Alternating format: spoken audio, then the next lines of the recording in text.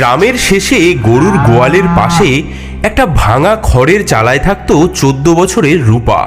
রাতে তার মাথার উপর ফুটো দিয়ে জল পড়তো, দেওয়ালের ফাঁক দিয়ে সাপ বিছে ঢুকতো, আর ঠিক তার পাশেই দাঁড়িয়েছিল তার সৎমার দোতলা পাকা বাড়ি, যেখানে সৎমা আর তার মেয়ে মায়া থাকতো বিলাসিতায়।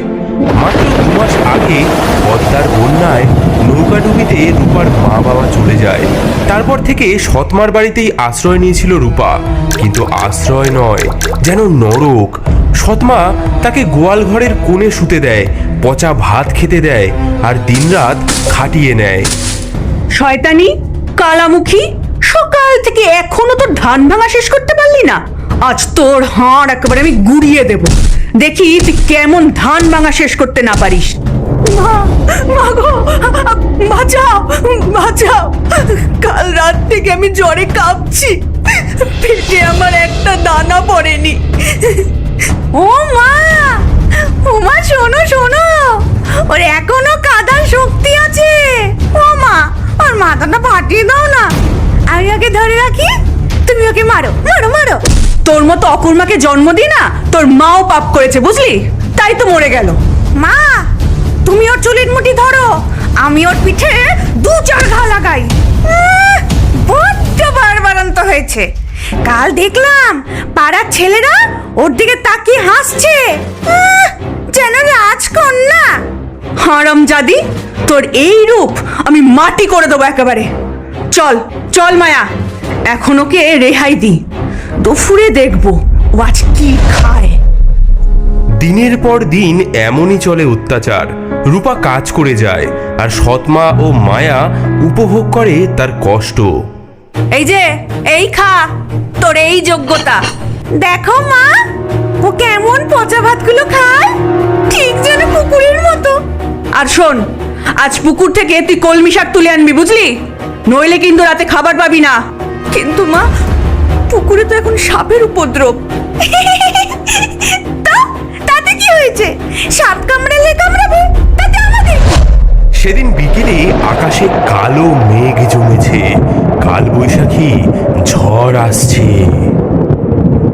মা দেখো, কি ভয়ঙ্কর মেঘ, আজ প্রচন্ড ঝড় আসবে। ঠিক সময় ঝড়টা আসছে, আজ রাতেই শেষ করবো এই অলক্ষণীটাকে। কি করবে মা? শোন, আমাদের বাড়ির পেছনের ওই বনে একটা পুরনো তেঁতুল গাছ আছে না, সেখানে এই সময় খুব টক তেঁতুল ধরে বুঝলি। ওকে ওই ঝড়ের রাতে পাঠাবো সেই তেঁতুল পাড়তে। বাহ, ঝড়ের মধ্যে গাছে উঠে ও পড়ে মরবে, আর পড়ে না মরলে বাঘে খাবে। কাল বৈশাখীর কালো মেঘে আকাশ ছেয়ে গেছে, বিদ্যুৎ চমকাচ্ছে, দূরে শিয়ালের ডাক শোনা যাচ্ছে। শোন হতবাগী, আমার না খুব তেঁতুল খেতে ইচ্ছা করছে, আমার জন্য তুই বনের থেকে তেঁতুল নিয়ে আয়। এ কি মা, এই ঝড়ে তেঁতুল পাড়তে যাব? বেশি কথা না বলে যা বলছি তাই কর। শুধু তেঁতুল নয়, 10টা পাকা তেঁতুল আনবি, একটাও যদি কম হয় না তোর খুলি ফাটাবো আমি। বাইরে ভীষণ ঝোড়ো হাওয়া উঠেছে। রূপা একটা ঝুড়ি হাতে করে বেরিয়ে পড়ে তেঁতুল আনার উদ্দেশ্যে। সৎমা তার হাতে একটা শুকনো রুটি দিয়ে দেয়। এই এই নে, একটা রুটি নে, নয়তো আবার মরে গিয়ে ভূত হয়ে আমার ঘাড় মটকাতে আসবি, আবার বলবি আমি তোকে খেতে দিইনি। এবার যা। সৎমা আর মায়া দাঁড়িয়ে দেখতে থাকে রূপা কিভাবে জঙ্গলের অন্ধকারে মিলিয়ে যায়। যা যা, তাড়াতাড়ি যা, হয় তোকে সাপে কামড়াবে, নয় পড়ে মরবি, আর নয়তো ওই বাঘে খাবে, তিনটের একটা তো হবেই। ভিজে কাপড়ে রূপা বনের পথ ধরে হাঁটতে থাকে। আকাশে বিদ্যুৎ চমকাচ্ছে, গাছের ডালপালা ভেঙে পড়ছে চারিদিকে। মা, মা গো, এই অন্ধকারে আমি তেঁতুল কোথায় পাবো? যদি বাঘ ভাল্লুক এসে। হঠাৎ বনের মাঝে একটা নীলাভ আলো চোখে পড়ল রূপার। মনে হলো কে যেন তাকে ডাকছে। এগিয়ে গিয়ে সে দেখল ঘন ঝোপঝাড়ের মাঝে একটি অদ্ভুত কুটির। কি এমন ভয়ঙ্কর ঝড়ে এই গভীর বনে একটা বাড়ি, বাতিও জ্বলছে, মানুষ থাকে নাকি? কে রে মা তুই এই ঝড় বৃষ্টিতে একা একা? ঠাকুরমণি, আমি একটা অভাগী মেয়ে। সৎমানা আমাকে পাঠিয়েছে তেঁতুল আনতে। ভিজে একাকার হয়ে গেছি, একটু আশ্রয় দেবেন? সেই তিন ছোট্ট মানুষ রূপাকে ভেতরে নিয়ে গেল।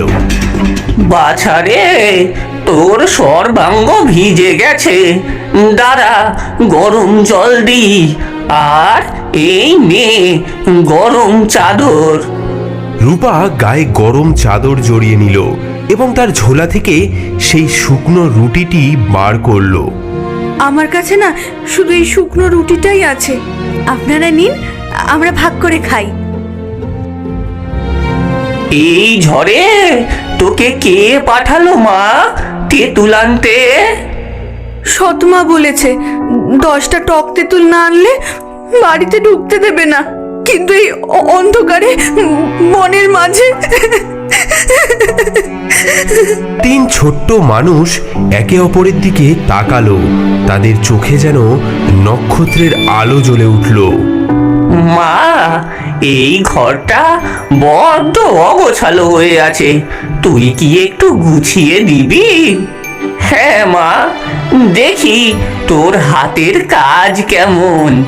এই মাটির হাঁড়িগুলো সাজিয়ে রাখ, চালের বস্তাগুলো একটু সরা, গম ডালের থলেগুলো গোছা, আর ঘরের মেঝেটা একটু মুছে দে মা, তারপর দেখবি কি হয়।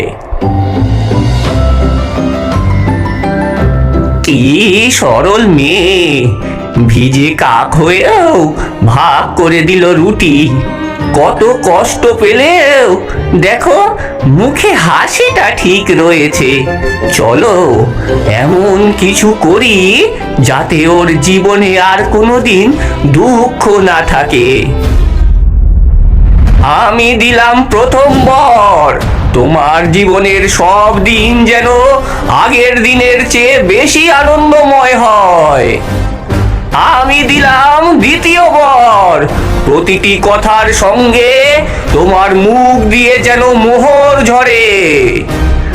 আমি দিলাম তৃতীয় বর, এক রাজা যেন তোমাকে বিয়ে করে।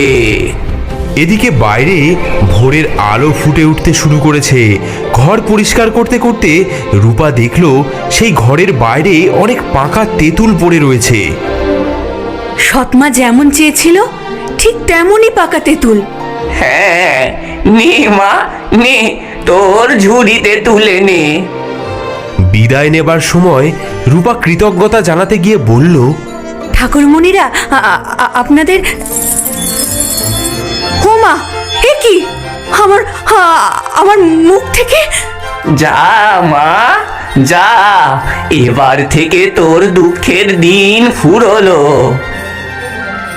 রূপা তেঁতুলের ঝুড়ি নিয়ে বাড়ির দাওয়ায় এসে দাঁড়ালো। কে? আমি মা, তেঁতুল এনেছি। হে কি? হ্যাঁ, তোর মুখে কি জাদু লেগেছে? সোনার মোহর, আরে এত টক তেঁতুল! সৎমার চোখে জ্বলে উঠল লোভের আগুন। মেয়েটির ভাগ্য যে পাল্টে গেছে তা বুঝতে তার আর দেরি হলো না। রূপার মুখ থেকে সোনার মোহর পড়তে দেখে মায়ার হিংসায় জ্বলে উঠল বুক। মা, আমিও যাব, আমাকেও বনে যেতে দাও। দেখো না, ওই অলক্ষণে কত সোনা পেয়েছে। না মায়া, এখন বড্ড বিপদ, বনে বাঘ ভাল্লুক ঘোরে। আমি যাবই না, আমি যাবই, আমাকে সোনার মোহর পেতেই হবে। ওই ছুটি রানী হবে আর আমি ফকির হয়ে থাকবো। শেষে সৎমা রাজি হলো। মেয়েকে পরালো নতুন শাড়ি, সঙ্গে দিল মিষ্টান্ন, পিঠে পুলি। দেখো মা, আমি রূপার চেয়ে কত সুন্দর, আমি দ্বিগুণ দ্বিগুণ সোনা নিয়ে আসবো। মায়া বনের পথে হাঁটছিল অহংকারে মাথা উঁচু করে। দূরে কুটির দেখে সে বিজয়িনীর ভঙ্গিতে এগিয়ে গেল। এই যে বামুন কুটকুটেরা, দরজা খোল, দরজা খোল, তোদের রাজকন্যা এসেছে।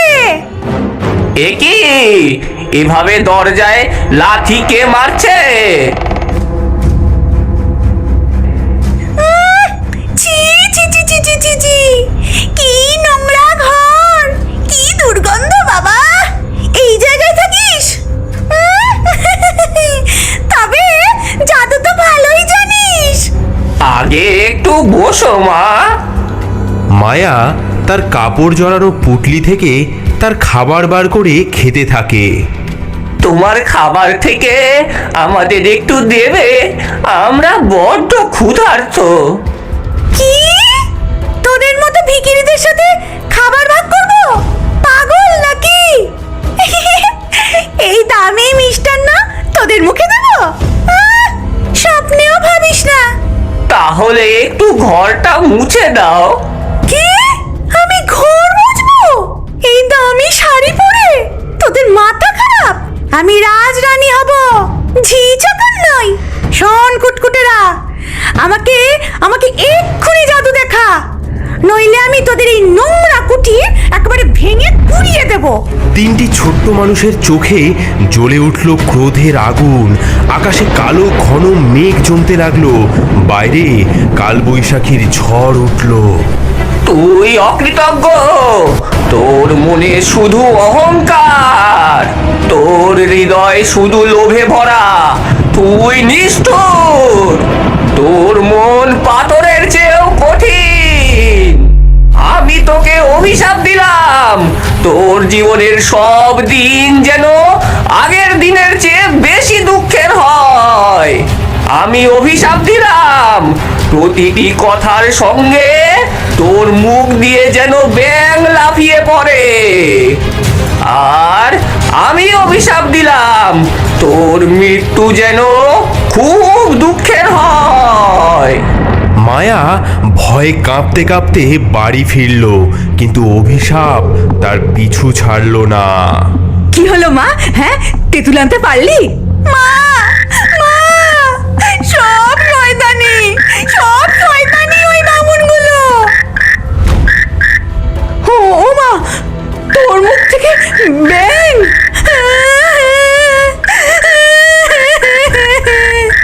মা, মা গো, আমার কি হলো? মায়ার মুখ থেকে বেরোনো সেই ব্যাঙগুলো লাফিয়ে লাফিয়ে সেই সৎমা এবং মায়াকে কামড়াতে শুরু করলো। ও মা, ও বাবারে, এই কামড়াচ্ছে! ও বাবারে,